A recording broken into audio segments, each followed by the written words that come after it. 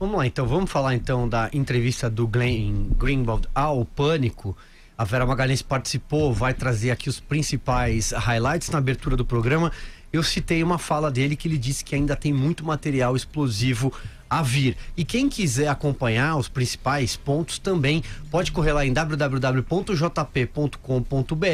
que tem todas as reportagens e as pílulas, os trechos do vídeo. Mas tá aqui a Vera que participou da entrevista e vai aí. Vera, o que te chamou a atenção? Vamos lá. Pois é, Silvio, o Glenn procurou conduzir a entrevista e ele dizia isso, que é importante é discutir o conteúdo, que é importante é discutir o conteúdo. Conteúdo esse que foi apresentado por eles, até agora ministrado nesta forma aí de pílulas, que a gente já se referiu, e com uma forte editorialização no material por parte do Intercept. Eu faria aí uma ressalva ao que o Alexandre disse. Não acho que seja um site de extrema esquerda. Eu acho que ele tem uma agenda de esquerda, assim como outros veículos têm agenda de direita. Hoje em dia isso é mais normal no espectro aí de imprensa, principalmente se a gente considerar os meios digitais. Hoje existe aí uma miríade de veículos mais editorializados e eu não acho que necessariamente eles deixem de fazer jornalismo por isso, mas há que se dizer que, em virtude disso, o que eles apresentam vem carregado de conteúdo editorializado e ideologizado. Tem esse forte viés. E isso foi questionado a ele, não é algo que eu esteja falando aqui agora, depois que a entrevista já passou. Isso foi alvo de um debate entre mim e ele. Então, ele defende a publicação, mesmo que a obtenção seja por meios ilegais. Diz que não cabe ao jornalista fazer esse escrutínio. Eu questionei sobre o fato de primeiro eles dizerem que receberam o conteúdo de uma fonte anônima e posteriormente dizerem que fazem essa publicação em etapas para preservar a segurança dessa fonte, o que seria uma aparente contradição, e ele acabou por dizer que anônima no sentido de que eles manterão anônima para o público, mas que eles sabem quem é a fonte. Evitou comentar se é um hacker, mas também deu a entender que não se furtaria em publicar se for obtido fruto de hackeamento. E aí teve uma longa discussão sobre forma, sobre conteúdo e sobre se isso serviria para anular atos ou sentenças ou fases da Lava Jato. Ele quer crer que sim, que é muito grave, que ele acha que que é inadmissível o comportamento do juiz, que isso macula todos os processos. A gente até discutiu se isso vale apenas pro Lula ou pro PT ou se ele acha que também tem que soltar o Eduardo Cunha. Foi uma entrevista bastante rica do ponto de vista da controvérsia, de estocadas de cá, de lá. Ele também não se furtou a responder nada, não se furtou inclusive a estar no Pânico, que é um programa sempre com muito pulso, uma vibração muito forte. Então eu recomendo a todos que assistam, porque é importante. Não dá para circunscrever esse caso a torcidas, como tem sido feito. De um lado, aqueles que acham que ao Moro e ao Dallagnol é permitido tudo, até cruzar linhas e limites em nome do combate à corrupção, e aqueles que acham que como houve aí esta ou aquela eventual transgressão, porque a gente não tem acesso às íntegras, a gente não sabe o que foi retirado ou o que não foi, o que foi tirado de contexto, o que não foi, etc. E isso deve anular toda a Lava Jato, que é uma sandice completa. Então, isso vai ter desdobramentos múltiplos. O Moro recebeu um apoio ontem na arquibancada, hoje do Bolsonaro, mas eu acho que ele não sai com a mesma dose de credibilidade que ele tinha ontem. Existe um centro que não está nesse Fla-Flu, e aí ele vestiu a camisa do Flamengo no Fla-Flu, e não era Fla-Flu, era um outro jogo.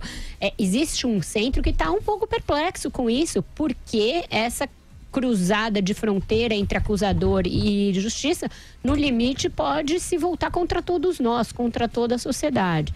Então tem uma discussão que vai ter consequências políticas, jurídicas e eventualmente judiciais que a gente não consegue prever agora. Isso a gente vem dizendo nesse programa desde o primeiro dia, mas eu concordo com a Andreasa, e isso eu procurei o tempo inteiro arrancar do Glenn na entrevista. É ruim essa coisa ministrada a conta-gotas.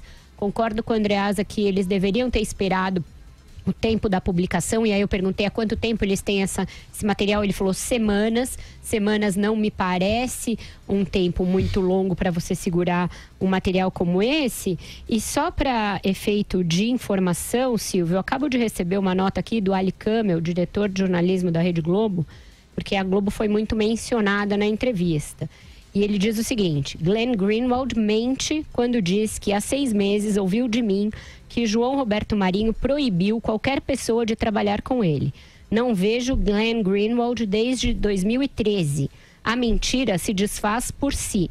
Se fosse verdade que ele ouviu tal absurdo do próprio diretor de jornalismo da Globo, o que o faria procurar o Fantástico na semana passada com nova proposta de trabalho.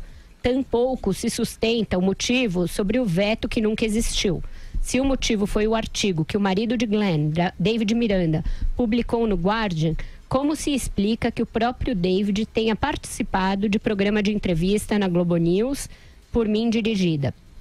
Por fim, Glenn também mente quando diz que perguntou há uma semana se a Globo tem algo contra ele e não ouviu resposta. Por 3 vezes ele ouviu do jornalista que o atendeu na redação do Fantástico que a Globo nada tinha contra ele. E justificou: se tivesse problema, eu o receberia em plena redação. Repito, Glenn exigiu que a Globo se comprometesse de maneira irrevogável a publicar a tal bomba sem que o assunto fosse revelado a ela antes. A isso se chama cheque em branco. A Globo não dá cheque em branco a ninguém, especialmente a Glenn Greenwald. Ali Kamel, ele encaminhou a mim e a direção da Jovem Pan, autorizou a que lêssemos no programa, chegou às 17h10, portanto agora é pouco. Está aí a informação da Globo no ar pra gente. Uau, hoje a Vera tá demais. Carlos Andreasa, vai você. Pois é, eu não acredito, nunca acreditei no Glenn Greenwald. O que não quer dizer que não devamos tratar do material que o seu site divulga, fazendo todas as ressalvas. Entre algumas coisas, várias coisas, para ser sincero, o que mais me incomoda na forma do Glenn Greenwald, e isso ficou muito evidente na entrevista ao Pânico, é que ele se coloca numa posição superior. Mas não que ele seja superior, mas é a posição superior de quem está informando a todo mundo ali, e não deixa de ser uma ameaça, que sabe coisas, que detém informações que os outros não sabem.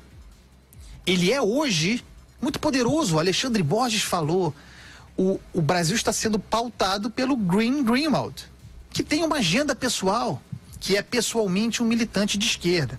E aí, eu vou insistir no ponto, e eu quero deixar claro, o conteúdo a ser periciado, a ser confirmado, mas o conteúdo que tem aí, o que está disponível, não é bom para o Moro. Não é gravíssimo, como se quer vender, mas não é bom. Apresenta alguma infração ética evidente e uma confusão entre o papel do juiz e do procurador, do juiz e do acusador. Mas, dito isso, é preciso falar sobre coerência, né? Eu já falei aqui no ar, o 3 em 1 é um programa garantista, parece ser o único garantista. Tem uma coerência aqui na nossa argumentação, né? A gente não muda de acordo com o vento ideológico, nós não somos oportunistas, não somos militantes, aqueles que diante de uma situação se orientam para se beneficiar política e ideologicamente. Então, quando em 2016 o juiz Sérgio Moro levantou o sigilo daqueles grampos feitos no Lula, mas relativos a um diálogo com a Dilma, tendo aquilo interferido no processo político e tendo sido feito pelo Sérgio Moro para interferir no processo político, eu, entre outros, apontei que aquilo era um erro, que era grave, inclusive porque havia um trecho ali captado de maneira ilegal, fora do tempo determinado pela escuta. Eu considero aquilo ruim, considero hoje e considerava lá atrás. Lá atrás, o Glenn Greenwald considerava esse tipo de prática ruim. Mas ele agora usa isso como argumento, usa aquele modus operandi outrora ruim, porque atrapalhava os seus, para divulgar o que divulgou. Ele diz isso, inclusive, de maneira cínica, e fugiu da resposta hoje quando confrontado pela Vera a esse respeito. Ele divulgou agora esse material, publicou informações sigilosas obtidas de maneira ilegal, não por ele, mas pela fonte que ele preserva, tudo bem, ilegal, usou esse material, divulgou, reproduzindo modus operandi, dizendo que o estava fazendo porque lá atrás foi feito. Então lá atrás era ruim para ele, porque era contra os seus interesses, e agora é oportuno. Isso não passa, isso não passa. Vai lá, Alexandre Borges, pra gente amarrar esse primeiro bloco do 3 em 1. Vamos lá, eu queria só pegar um gancho naquela discussão sobre a ideologia do Intercept. Eu acho ótimo que os veículos de comunicação se revelem conforme a sua visão de mundo. Não estou criticando e eu nem achando errado que o Intercept, por exemplo, tem uma linha editorial de esquerda que eles não escondem, que não é segredo, não é teoria da conspiração, não é nada. Eles assumem e tranquilamente, e eu acho válido, eu acho muito bom. Na verdade, eu até tenho problema com esse vício que me parece importado da imprensa americana, do New York Times, do Washington Post, da CNN, de alguns veículos que dizem, não, nós somos isentos, não temos uma agenda e tal. E eu prefiro muito mais a linha da imprensa europeia, onde você, em cada principal mercado, é muito claro qual é o jornal da direita, qual é o jornal da esquerda. Então, por exemplo, na Inglaterra, o Guardian está mais à esquerda, o Telegraph está mais à direita, enfim, eu acho até mais honesto e é uma coisa que que cria uma relação de confiança melhor com o leitor, que não quer dizer que o jornal está permitido mentir, mas ele diz qual é a visão dele, o que ele acredita e o que de alguma forma orienta a sua linha editorial. Mas quando você tem uma linha editorial que também, e para usar o termo que a Vera usou, editorializa as páginas de notícia, aí você tem uma quebra, de alguma forma, do contrato com o leitor. Aí você pode virar um think tank, você pode virar um grupo que advoga uma causa, um grupo ativista, o que também é válido, mas você vai se distanciando do jornalismo. Até tem um estudo feito por um cientista político da UCLA, que é o Tim Gross-Close, é um nome esquisito, mas ele escreveu um livro chamado Left Turn, onde ele pega uma metodologia do MIT para que eles chamam de